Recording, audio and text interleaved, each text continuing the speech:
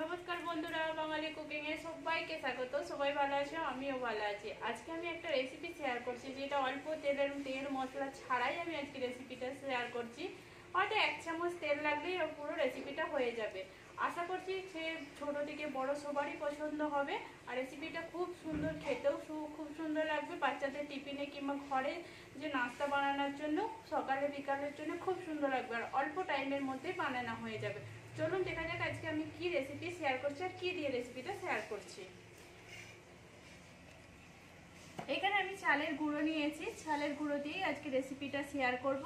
এখানে 1 বাটি চালের গুঁড়ো নিয়েছি, আর এটা খুব সুন্দর সফট হয়। এখানে বাটির মাপটা যে কোনো মাপে নিতে পারেন, একটাই মাপ নেবেন, একটা মাপেতে হলে পারফেক্ট জিনিসটা বানানো যাবে। এখানে বাটিটার মাপে দেখুন আমি ভর্তি করে কিন্তু আমি চালের গুঁড়োটা নিইনি, আমি এখানে কিছুটা খালি রেখেছি। এই চালের গুঁড়োটা একটা বাটিতে আমি ঢেলে দিলাম। এখানে আমি চালের গুঁড়োটা দিয়ে দিয়েছি। এবার সেই মাপে আমি কিন্তু এখানে দই দিয়ে দিয়েছি।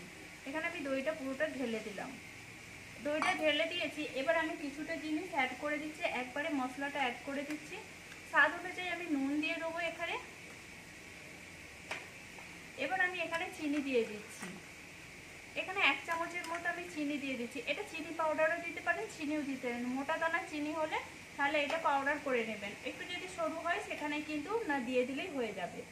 এখানে আমি কাঁচা লঙ্কাকে একটু গ্রেট করেছিলাম, কাঁচা লঙ্কাটাকে দিয়ে দিলাম 1/2 চামচের মতো। আদাটাকেও আমি 1/2 চামচের মতো ছিল, গ্রেট করে নিয়েছি। এইগুলোকে আমি সব দিয়ে এবার আমি মিশিয়ে নেবো। আগে দইটার সাথে সব মশলার সাথে আগে মিশিয়ে নেবো। যদি আমার জল লাগে আমি সেরকম জল দেবো, কেন লাগবেই জলটা। এরকম মাখাতে মাখাতে এখানে কিন্তু গাঢ় হয়ে যাচ্ছে। এখানে কিন্তু আমি ভালো করে ঘেটে নিচ্ছি। এই দেখুন ব্যাটারটা আমার কিন্তু জল এখনো অবধি লাগে না।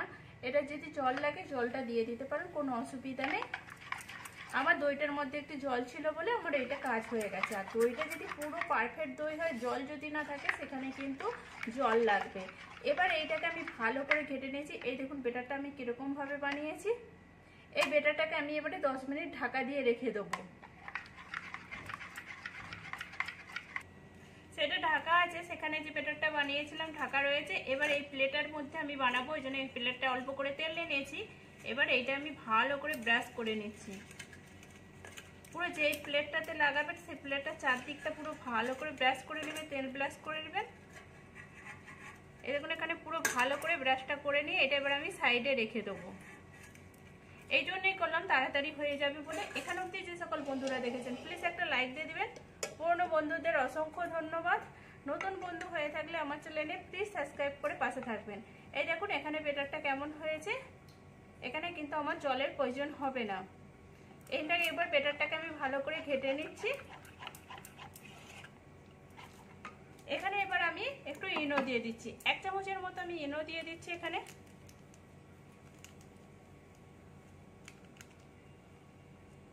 দেখুন এখানে আমি ইনোটা দিয়ে দিয়েছি।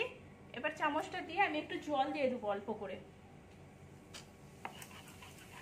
জলটা দিয়ে দিয়েছি, জলটা দিয়ে দিলে ব্যাটারটা পুরো ভালো করে হবে। এবার আমি এইটাকে ভালো করে ঘেটে নেবো, যাতে পুরো ইনোটা ভালো করে চালের সাথে মিশে যায়। আর এটা ভালো করে মিশে গেলে এটা সফট হবে। এই দেখুন এখানে আমি ভালো করে মিশিয়ে নিচ্ছি।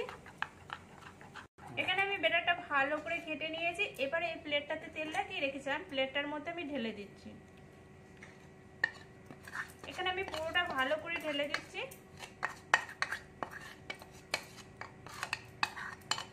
এবারে এটাকে আমি একটু ঘেটে নেবো।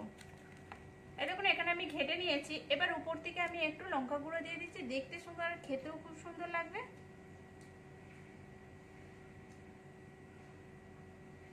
এটা কিন্তু অল্প টাইমের মধ্যেই বানানো যায়।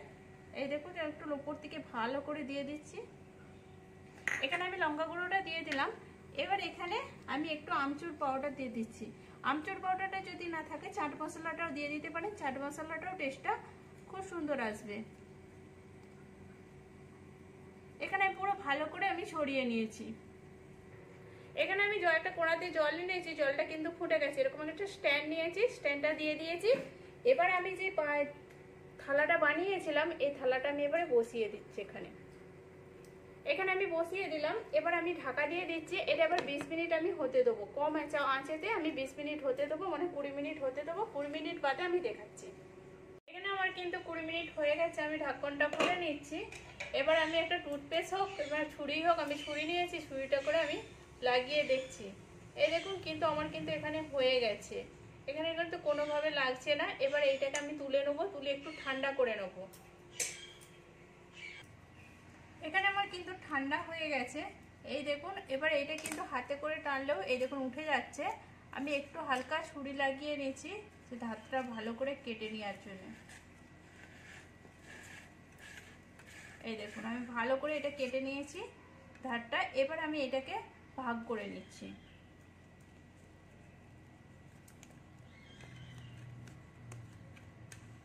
এটাকে এবার আপনারা যেরকম ভাবে দিতে পারেন, চৌকো ভাবেও দিতে পারেন, কোনাচি ভাবেও দিতে পারেন। আমি কেটে নিচ্ছি এটা কোনাচি কোনাচি টাইপের করে, পিৎজা যেমন করে কাটে আমি সেরকম করে কেটে নিচ্ছি। এখানে কিন্তু আমি কেটে নিয়েছি। এইটা যদি এমনি ভাবে খান এমনিতেও খাওয়া যাবে। আমি এর উপরে তড়কা দিয়ে দিচ্ছি। তড়কা মারার জন্য আমি এখানে নিয়েছি তেল, নিয়েছি বাটিতে। দেখুন এখানে 2 চামচের বেশি তেল নিয়েছি। তেলটাকে আমি আগে গরম করে নিচ্ছি। এখানে তেলটাকে কিন্তু ভালো করে গরম করতে হবে, নাহলে কিন্তু ভালোভাবে তড়কাটা লাগানো যাবে না। এখানে কিন্তু আমার তেলটা কিন্তু ভালো করে গরম করে নিয়েছি। এবার 1 চামচের মতো আমি সরষে দিয়ে দিচ্ছি। এখানে 2টো কাঁচা লঙ্কা দিয়ে দিচ্ছি। কাঁচা লঙ্কাগুলো মাঝখান থেকে কিন্তু আমি ফেলে দিয়েছি। এবার এর মধ্যে আমি কারি পাতা দিয়ে দিলাম।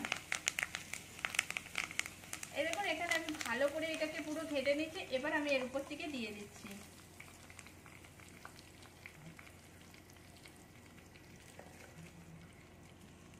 এই দেখুন এখানে আমি পুরোটা চারদিকে ভালো করে লাগিয়ে নিচ্ছি।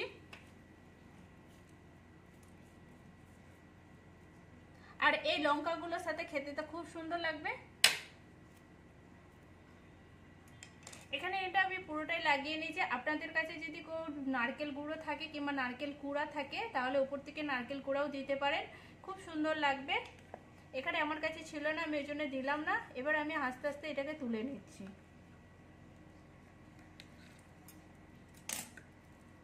এই দেখুন কত সুন্দরভাবে হয়েছে। আমি আগে সবগুলো তুলে নিই।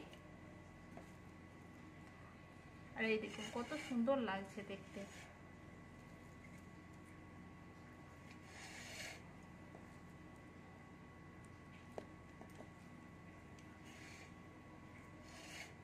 আমি পুরোটাই করে নিয়েছি, এই দেখুন।